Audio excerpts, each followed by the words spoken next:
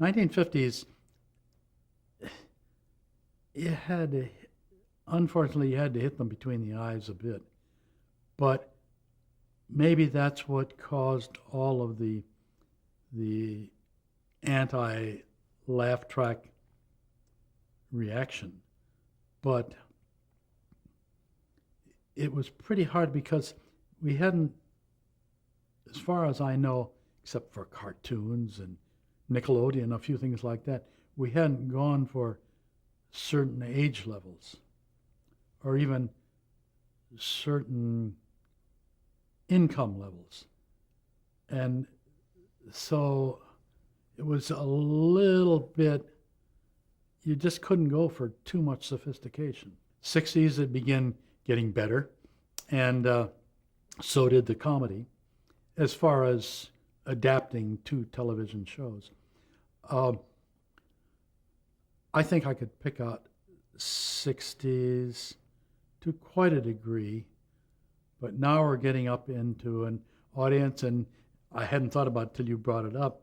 As we get from the late 60s on through the 90s, it's more and more difficult to pick out. Again, getting back to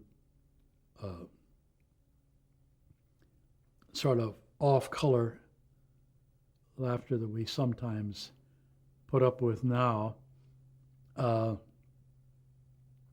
It's only present day that we have those kind of things.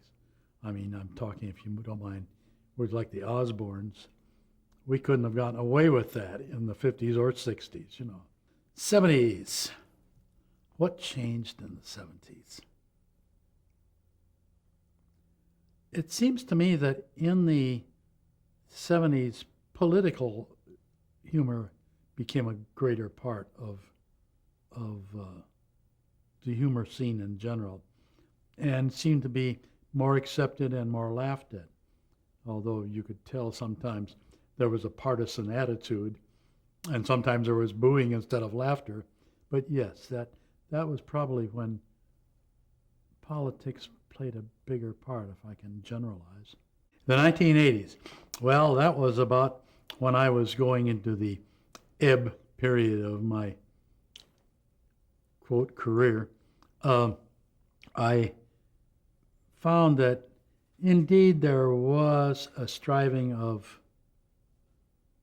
more a lampoon type approach to humor, and not just sophisticated, but a little more educated, almost a collegian approach, academic approach, let's say, to a lot of the humor.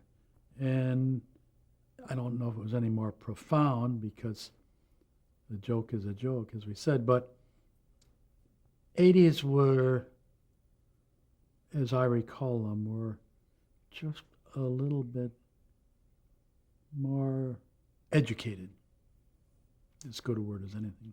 1990s, my period in the 1990s was not as much humor. I did finished up one series because one of our crew down in LA was ill, and it was one called Who's the Boss? And it was well written, and the situation was good, but it was again reverting back to a staple in comedy where there's a butler or a servant or someone like that who the jokes play off of or from. And in general, before it got romantic, that was becoming more evident again. Whether that was a repeat or an improvement on the earlier ones, I'm not sure. What's going on in 2000? Would you forgive me if I say that I cannot sit through very many sitcoms anymore? Not because I dislike them, not because I have any resentment about them, but I've been there and done that so much that I know what's going to happen, and the jokes are not surprising enough to me in most cases. And that's a terrible thing to say, but I think that's the reason I can't take them. I can't take all I don't know. I'm sorry.